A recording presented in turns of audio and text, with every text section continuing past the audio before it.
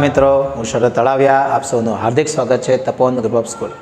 મિત્રો, ધોરણ 10 એટલે અગત્યનું વર્ષ કહી શકાય કે જેની અંદર સૌ પ્રથમ વખત આપણે બોર્ડની પરીક્ષા આપવા માટે જઈ રહ્યા છીએ. તો આ ધોરણ 10ની અંદર અગત્યના કહી શકાય એવા 26 અગત્યના પ્રશ્નપત્રો સહિત એક બુકલેટ તૈયાર કરીને તમને આપવામાં આવી છે, જેની અંદર આપણે વિડીયો સોલ્યુશન સાથે તમને આ રજૂ કરવામાં આવેલ છે. જેમાં આજે આપણે વિજ્ઞાનના પેપર નંબર 1નું સેક્શન એ અને સેક્શન બીની રજૂઆત જોશું. સૌપ્રથમ આપણે ચર્ચા કરીએ કે ગત વર્ષના તપોવન શાળા પરિવારના ધોરણ 10ના પરિણામને કે જેમાં 58 વિદ્યાર્થીઓ A1 ગ્રેડ સાથે અને 152 વિદ્યાર્થીઓ A2 ગ્રેડ સાથે ખૂબ જ સરસ પરિણામ પ્રાપ્ત કર્યું. ત્યાર પછી કોમર્સ વિભાગની વાત કરીએ તો 70 વિદ્યાર્થીઓ A1 ગ્રેડની અંદર અને 160 વિદ્યાર્થીઓ A2 ગ્રેડ સાથે ખૂબ જ સારું કહી શકાય અને ખૂબ જ ઉચ્ચ કક્ષાનું કહી શકાય એવું રિઝલ્ટ પ્રાપ્ત કરી શકાયું છે. સાયન્સની અંદર પણ ખૂબ જ સારું પરિણામ પ્રાપ્ત થયું. ત્યારબાદ આપણે જોઈએ સેક્શન એની અંદર પહેલો સવાલ કે જેમાં આપણને કીધું છે કે નીચેનામાંથી કયો કૃત્રિમ સૂચક છે.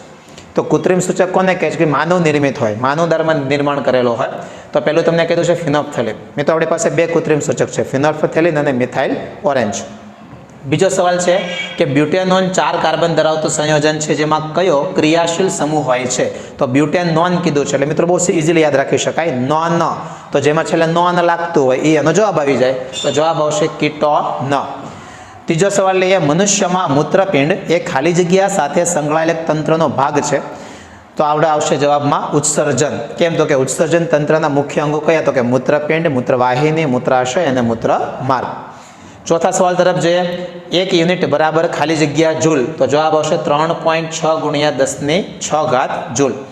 ચાલો, આગળનો સવાલ એવું કહે છે કે સમતલ અરીસાની સામે વસ્તુને 40 સેન્ટીમીટર અંતરે મૂકવામાં આવે તો એનું પ્રતિબિંબ કેટલા અંતરે આપણને મળશે. તો સમતલ અરીસાની સામે જો 40 સેન્ટીમીટર અંતરે વસ્તુને મૂકવામાં આવે તો વસ્તુથી અરીસા સુધીનું અંતર 40 અને અરીસાથી પ્રતિબિંબ સુધીનું અંતર 40, એટલે કુલ કેટલું થશે? 80 સેન્ટીમીટર. સામાન્ય દ્રષ્ટિ ધરાવતી પુખ્ત વયની વ્યક્તિનું નજીક બિંદુ કેટલું હોય છે? તો કે 25 સેન્ટીમીટર. સિમ્પલ ક્વેશ્ચન છે. સાતમો સવાલ આપણને કીધો છે ખાલી જગ્યાની અંદર કે બ્યુટેનોન 4 કાર્બન ધરાવતું સંયોજન છે જેમાં ખાલી જગ્યા ક્રિયાશીલ સમૂહ આવેલો હોય છે. તો જવાબ આવશે કીટોન, C∪O.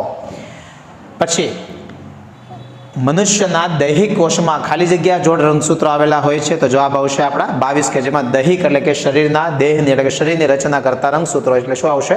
22 રંગસૂત્રો. ત્યાર પછી ખાલી જગ્યાની દિવાલ જાડી અને સ્થિતિસ્થાપક હોય છે. તો આવશે ધમની, કે ધમનીની દિવાલ કેવી હોય છે? જાડી અને સ્થિતિસ્થાપક હોય છે. ખાલી જગ્યાના પર્ણમાં વાનસ્પતિક પ્રજનન થાય છે. તો આવશે પર્ણફુટ્ટી, કે જેની કિનારી પર કલિકા આવેલી હોય છે અને કલિકામાંથી નવા છોડનું નિર્માણ થઈ શકે છે. કારની હેડલાઇટમાં ખાલી જગ્યા અરીસો વપરાય છે. તો જવાબ આવશે અંતર્ગોળ અરીસો વપરાય છે. ખાલી જગ્યા ધાતુ ઓરડાના તાપમાને પ્રવાહી સ્વરૂપે હોય છે, અપવાદરૂપ છે પારો. બાકીની ધાતુ કેવા સ્વરૂપે હોય છે? ઘન સ્વરૂપે હોય છે.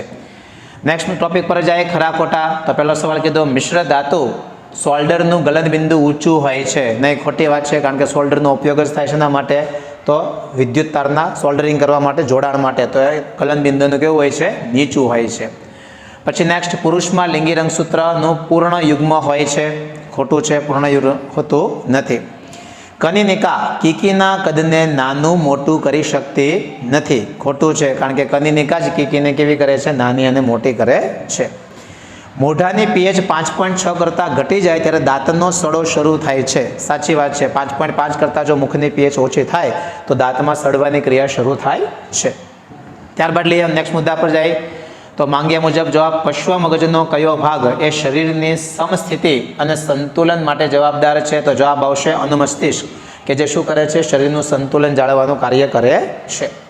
મેન્ડલના વટાણાના પ્રયોગમાં બીજી પેઢી દરમિયાન મળતી સંતતિના બંધારણમાં કેપિટલ T અને સ્મોલ t માંથી કયા બંધારણો પ્રભાવી છે અને કયા પ્રચ્છન્ન છે? તો બહુ સિમ્પલ યાદ રાખવાનું મિત્રો કે કેપિટલ T જેની અંદર આવે એ પ્રભાવી હોય અને સ્મોલ t જેમાં આવે એ પ્રચ્છન્ન હોય.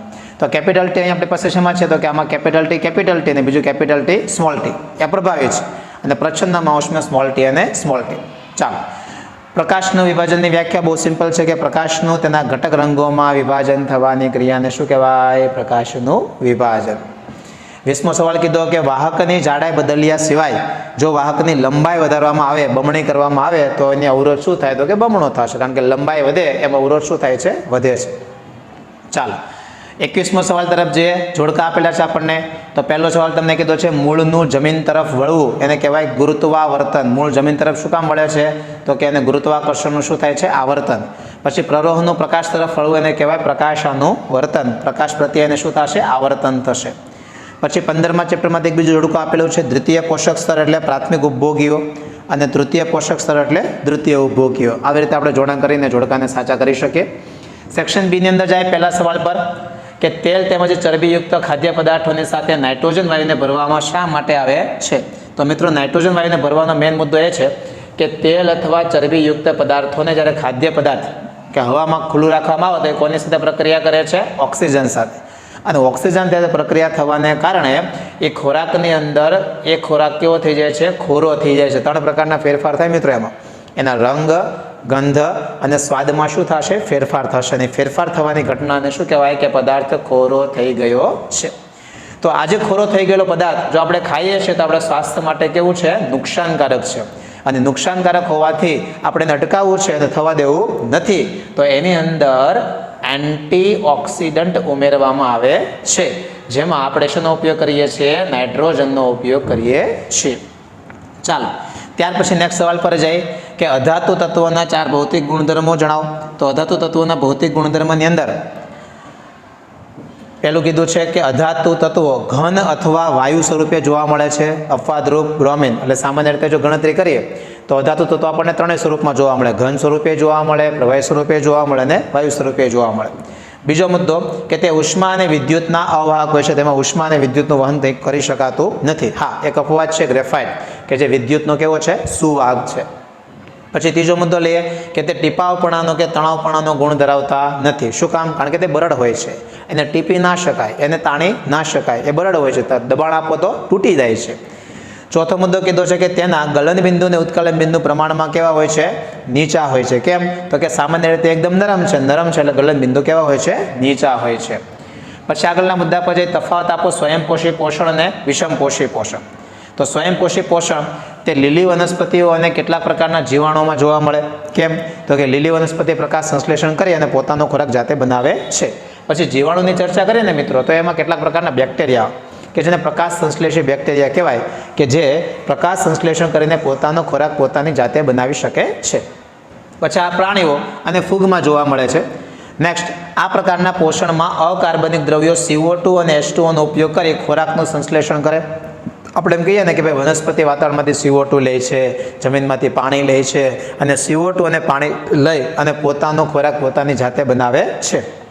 તો એ CO2 અને પાણીનો ઉપયોગ કરે છે. જ્યારે આની અંદર શું થાય તો કે ખોરાકનો સીધો ઉપયોગ કરવામાં આવે છે.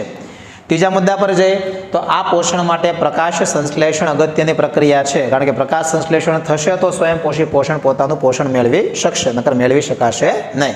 અને આ પોષણ માટે ખોરાકની પાચન ક્રિયા એ સૌથી અગત્યની વાત છે કે ખોરાક ખાધા પછી એનું પાચન થવું એ સૌથી અગત્યની વાત છે. 28મા સવાલ તરફ જાય મિત્રો આપણે.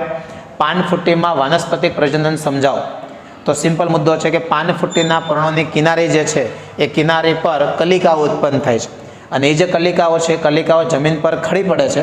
અને એ ખરી પડવાને કારણે મિત્રો જો આ જેટલી પણ કલિકાઓ છે ને એ કલિકાઓની અંદર શું ઉત્પન્ન થાય? કલિકા મતલબ કે એક એવી રચના કે જેની અંદર એક નવા છોડનું નિર્માણ કરવાની ક્ષમતા છે, નવા છોડનું બીજ બનાવવાની ક્ષમતા છે, એને કલિકા કહેવાય. તો અહીં આપણને કીધું કે એની ખાંચોમાં કલિકાઓ હોય છે. અને એ જે કલિકાઓ છે કલિકા જમીન પર ખરી પડે એટલે નાનકડા એવા છોડનું નિર્માણ કરે અને પછી કલિકા શું થાય? આખી જમીન પર ખરી જાય. અને જેટલી વખતે જમીન પર ખરશે ત્યાંથી એક નવા છોડનું શું કરશે? નિર્માણ કરે છે. એટલે તમને કીધું છે કે આ જે ખાંચ છે એ ખાંચમાં જ ઘણી વખત નવો છોડ વિકાસ પામી જાય છે. કેમ? તો કે એને યોગ્ય ભેજ અને તાપમાનની જરૂર હોય. જો યોગ્ય ભેજ અને તાપમાન એને મળી જશે તો એનો વૃદ્ધિ વિકાસ ખાંચમાં પણ ઘણો બધો થઈ શકે છે. ત્યાર પછી નેક્સ્ટ સવાલ પર જઈએ આપણે. 29મો સવાલ. યૌવનારંભ સમયે છોકરામાં કયા જાતીય પરિવર્તનો જોવા મળે છે? તો મિત્રો પહેલું આપણને કીધું છે કે શુક્રપિંડ શુક્રકોષોનું ઉત્પાદન શરૂ કરે અને ઘણા ફેરફારો કિશોરાવસ્થામાં જોવા મળે છે. તો શુક્રપિંડ શુક્રકોષોનું ઉત્પાદન શરૂ કરે. કેમ? તો કે શુક્રપિંડનો વિકાસ થઈ ગયો છે અને એમાંથી શુક્રકોષનું નિર્માણ થવાનું પણ શરૂ થઈ ગયું છે. એટલે એમાંથી એના કિશોરાવસ્થામાં એટલે કે તરુણાવસ્થામાં ઘણા બધા લક્ષણો એમાં જોવા મળે છે. ત્યાર પછી બીજો મુદ્દો કીધો છે કે ચહેરા પર દાઢી અને મૂછ વિકાસ થવાનો શરૂ થાય. ચહેરા પર જે અમુક ભાગ છે તેની રોવાટી જાડી બને છે, ઘેરો કાળો રંગ પ્રાપ્ત કરે છે અને રોવાટીનો જે વાળ છે એ મોટો થવાનો શરૂ થાય છે, જેને આપણે નામ આપ્યું છે દાઢી અને મૂછ. તો દાઢી અને મૂછ વિકાસ થવાનો શરૂ થાય. ત્યાર પછી શરીરને વધારે સ્નાયુબદ્ધ બનાવે છે. સામાન્ય રીતે છોકરાઓની અંદર તરુણાવસ્થામાં જે સ્નાયુઓ છે, સ્નાયુઓ સખત બનવાનો પ્રયત્ન કરે, એટલે એવું કહી શકાય કે શરીર વધારે સ્નાયુબદ્ધ બને છે. અવાજ કર્કશ અને જાડો થાય છે, કારણ કે છોકરામાં સ્વરપેટીનો વિકાસ થાય અને સ્વરપેટીનો વિકાસ થઈને સ્વરપેટી કદમાં મોટી થાય. તો સ્વરપેટી જ્યારે કદમાં મોટી થશે ત્યારે એનો અવાજ કેવો થશે? કર્કશ અને જાડો થશે. નેક્સ્ટ કે ખભા અને છાતીનો ભાગ કેવો થાય છે? વિસ્તૃત થાય છે. આ બે ખભા વચ્ચેનો જે ભાગ છે કેવો થાય છે? વિસ્તૃત થાય છે. તો આવા કેટલાક ફેરફારો આપણને સમજાવ્યા છે. શિશ્ન પ્રસંગોપાત મોટું અને સખત થઈને ઉદ્ધવસ્થ બને છે. શિશ્ન પ્રસંગોપાત શું થાય છે? મોટું થાય છે, સખત થાય છે અને ઉદ્ધવસ્થ બને છે. 30મો સવાલ લઈએ. કારણ આપો. ભયદર્શક સિગ્નલમાં પ્રકાશનો રંગ લાલ રાખવામાં આવે છે. તો બહુ મિત્ર સિમ્પલ વસ્તુ છે કે ભયદર્શક સિગ્નલ શેના માટે હોય છે?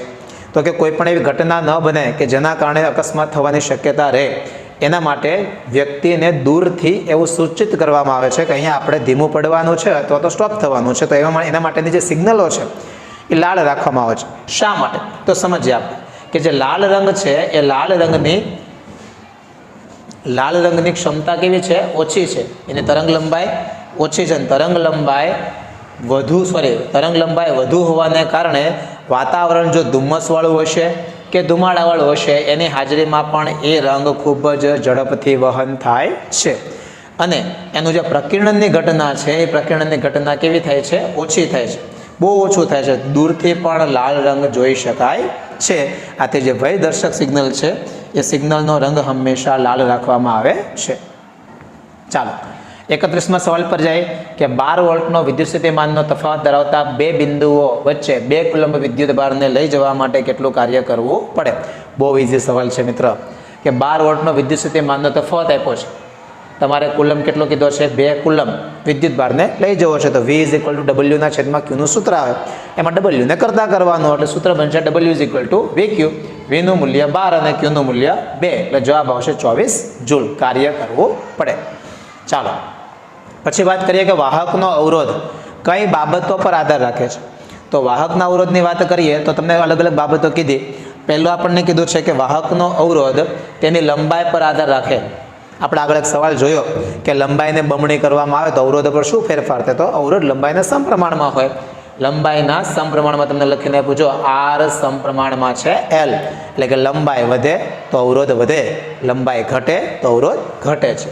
ચાલો પછી આડછેદના ક્ષેત્રફળના વ્યસ્ત પ્રમાણમાં હોય. R સમપ્રમાણમાં છે 1/A, એટલે જો ક્ષેત્રફળ વધે તો અવરોધ ઘટે અને ક્ષેત્રફળ ઘટે તો અવરોધ વધે.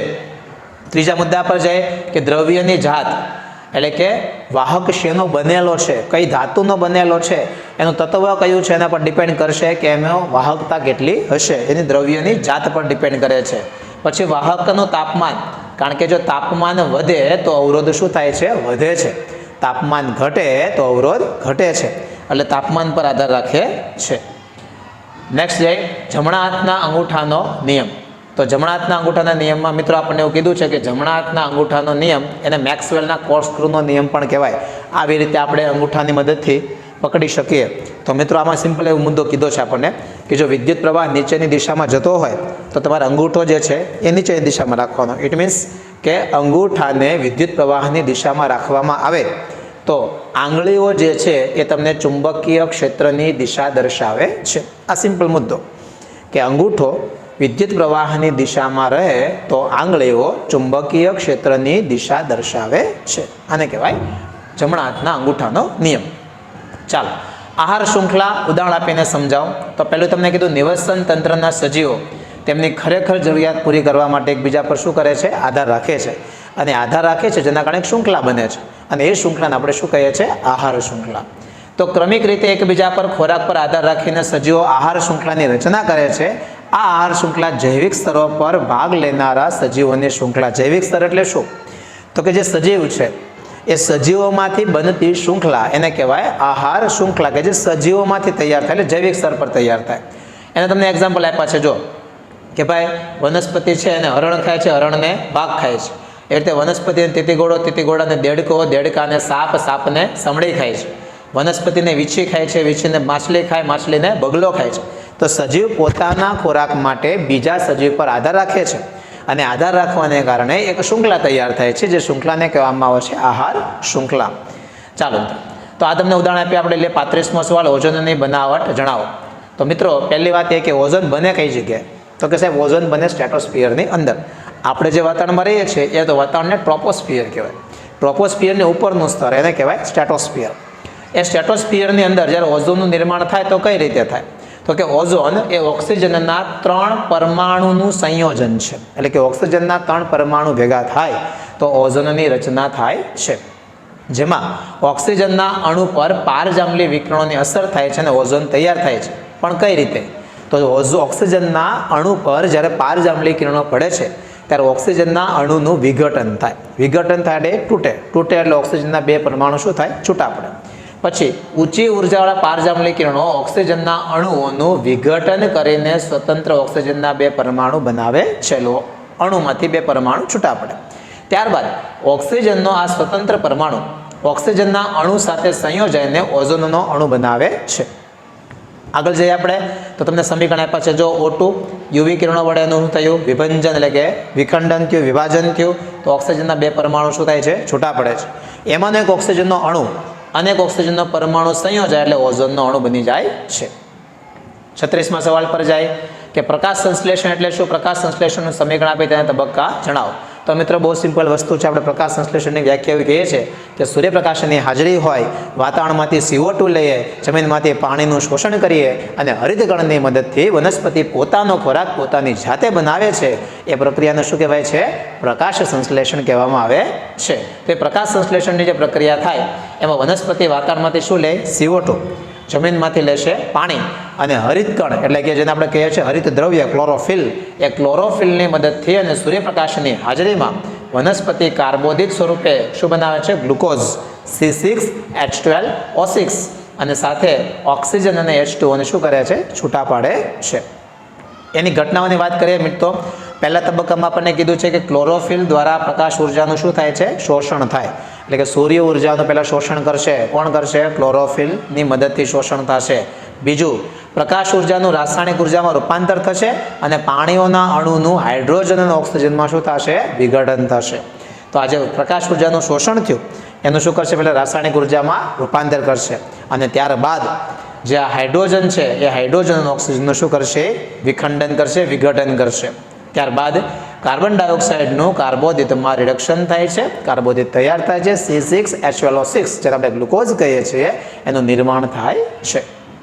ચાલો 37મા સવાલ પર જાય કે ચુંબકીય ક્ષેત્રમાં મૂકેલા વિદ્યુત પ્રવાહ આધારિત વાહક પર લાગતું બળ કયા પરિબળો પર આધાર રાખે છે તે જણાવો અને બળ મહત્તમ ક્યારે હોય છે તે જણાવો. ચાલો બહુ ઇઝી સવાલ છે કે આપેલ વાહક પર લાગતું બળ એ નીચેની ઘટનાઓ પર આધાર રાખે છે. પહેલું તમને કીધું છે વિદ્યુત પ્રવાહની દિશા, કે એની દિશા કઈ બાજુ છે?